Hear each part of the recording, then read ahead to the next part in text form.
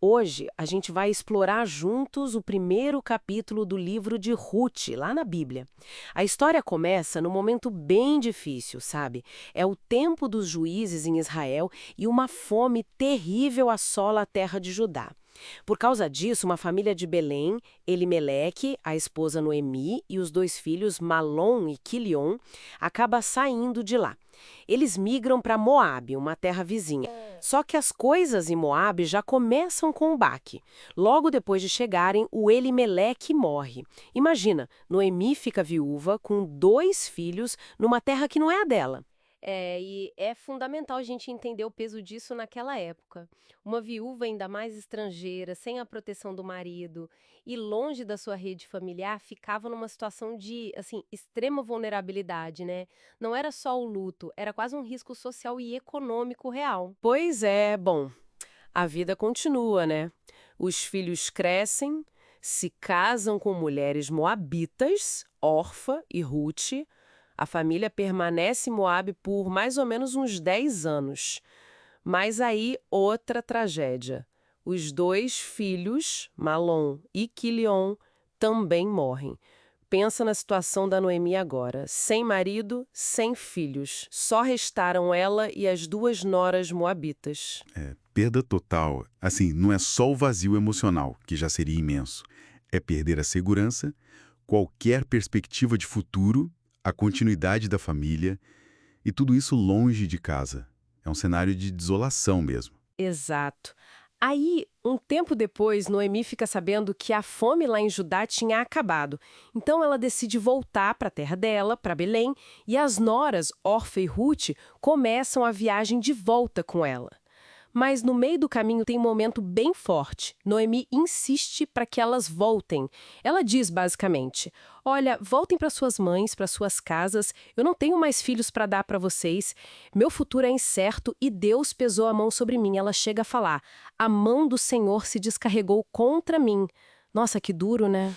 É fortíssimo. Isso mostra um pouco da lógica da época. Talvez uma referência àquela ideia do levirato, do parente que deveria cuidar da viúva. Mas mais do que a questão cultural, revela a profundidade da amargura dela, sabe? Ela está interpretando toda essa tragédia como uma ação direta de Deus contra ela. Ela se sente punida, talvez. A despedida é emocionante.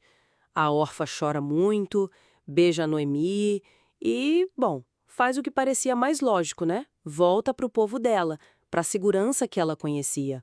Mas a Ruth não. Ela se apega a Noemi. E aí vem aquela declaração famosa, uma das mais conhecidas da Bíblia, talvez. Ruth diz para Noemi: não insista para eu te deixar. Onde você for, eu vou. Onde você morar, eu vou morar. Seu povo vai ser o meu povo, e o seu Deus será o meu Deus. Onde você morrer, eu também quero morrer e ser sepultada. Que Deus me castigue severamente se qualquer coisa a não ser a morte me separar de você. Uau, que força nisso, hein? É algo realmente extraordinário, radical mesmo. O que impressiona aqui não é só a lealdade pessoal dela com Noemi, que já seria incrível. É uma escolha de identidade completa. Ruth está abrindo mão de tudo, do povo dela, da terra dela, dos deuses dela, para abraçar o povo, a terra e principalmente o Deus de Israel, o Deus de Noemi. É um ato de fé e pertencimento impressionante, que vai contra tudo que era esperado. Vendo que Ruth estava mesmo decidida, Noemi para de insistir e as duas seguem viagem juntas para Belém. Quando elas chegam, a cidade fica agitada. Nossa, é a Noemi, o pessoal comenta. Reconhecem ela, mas devem ter estranhado a situação, né? Vendo ela voltar assim. E a resposta da Noemi é de partir o coração. Ela fala para o povo: não me chamem mais de Noemi. Noemi significa agradável, feliz. Ela diz: me chamem de Mara, que significa amarga, porque o Todo-Poderoso tornou minha vida muito amarga. O Senhor se voltou contra mim, o Todo-Poderoso me trouxe desgraça. Ela praticamente se renomeia com base na própria dor. Exato. Essa mudança de nome que ela mesma propõe é muito simbólica. Mostra como o sofrimento tomou conta dela. E como a interpretação que ela faz desse sofrimento, ligando ele diretamente a Deus, a define naquele momento. Ela não se vê mais como agradável, ela se vê como amarga, um reflexo vivo da tragédia que ela acredita ter vindo das mãos de Deus. E o capítulo termina com uma informação que parece pequena, mas é chave para o que vem depois. Elas chegam em Belém, bem no comecinho da colheita da cevada. Sim, esse detalhe do tempo da colheita vai ser crucial.